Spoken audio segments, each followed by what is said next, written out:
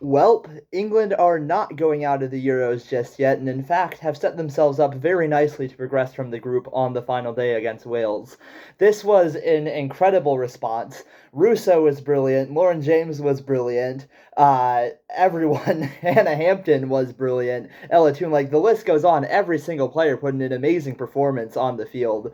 So England needed a response desperately, and they got it. And perhaps it was always foolish to think that this team might go out of the group stage like that if they lost to the Netherlands, because this is a team with so much experience now going very far in tournaments. If this is already basically a knockout game, England has plenty of experience in those kinds of scenarios. And so I think that's something that was maybe forgotten, because I wasn't the only one that thought, ooh, England might be in danger of going out of the group here, because we'd seen the Netherlands put up a pretty good performance against Wales. And we know how good the Netherlands can be. They're not quite at the level they were when they were at the Euros final and World Cup final. They even won that Euro in 2017, but it's still a very good Netherlands team. And so there was like legitimate worry, you could think, that England would go out. And instead, they put in one of the best performances of the tournament. In fact, probably the best performance of the tournament, better than the France performance against them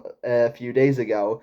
So, to put things into context, England had just lost to France, become the first defending champion, I believe, to lose their opening match, it said, which that's a bit, like, I think that's not actually that weird of a thing, because Germany's won most of them, and Germany for a very long time were this like all-conquering force that absolutely no one could touch in Europe, and so they won most of their games all the time. So I don't think that's entirely weird that it's taken that long for something like this to happen. But still, it was a very embarrassing performance for England, especially considering how good they have been over the last decade in international tournaments. It wasn't just that they lost, it was the way they lost.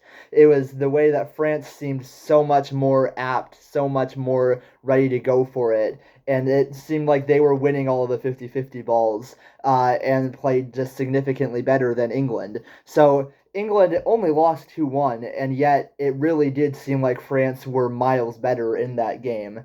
I saw some talk from England about some encouragement from the game, in that when they were not playing very well, they still ended up losing by a goal and could have actually gotten an equalizing goal. Like, they were pushing for that, and it wasn't out of the question that they could get it, even though it didn't come. So, if that is England at their worst, then England at their best could be a pretty scary proposition, as we've just seen.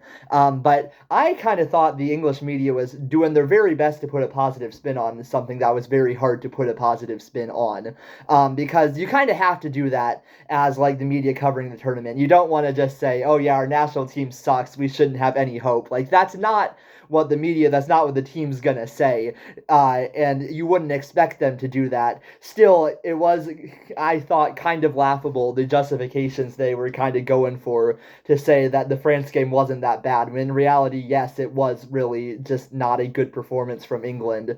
But there was this idea like, well, this could make them better, this could make us stronger. Sometimes you need to lose that game, and teams have lost the first game and gone on to win the tournaments.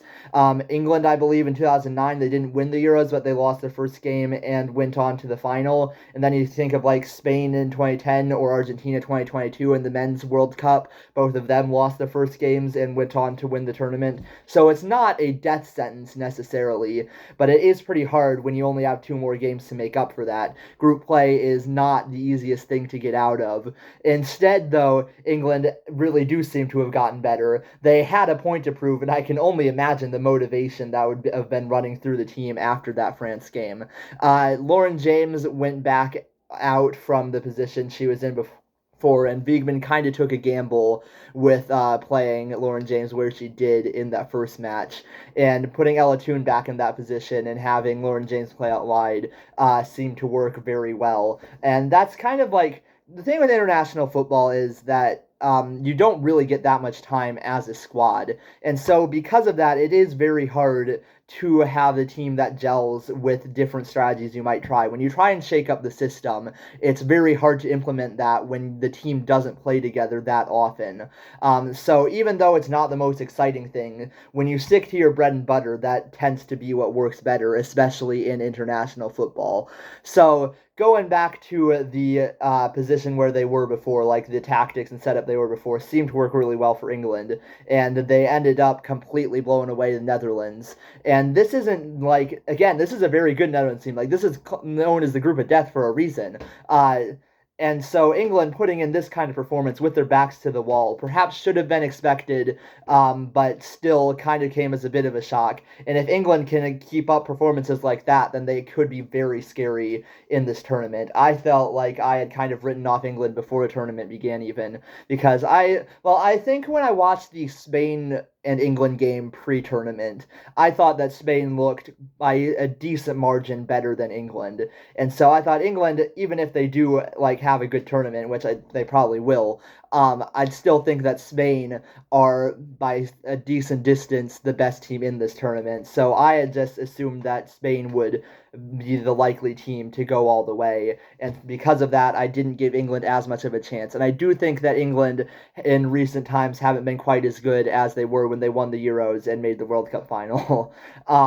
But then they've come up with something like this, and if they can keep performances like this going, yeah, they could be a massive force to reckon with in something really scary. It's not going to get any easier for them.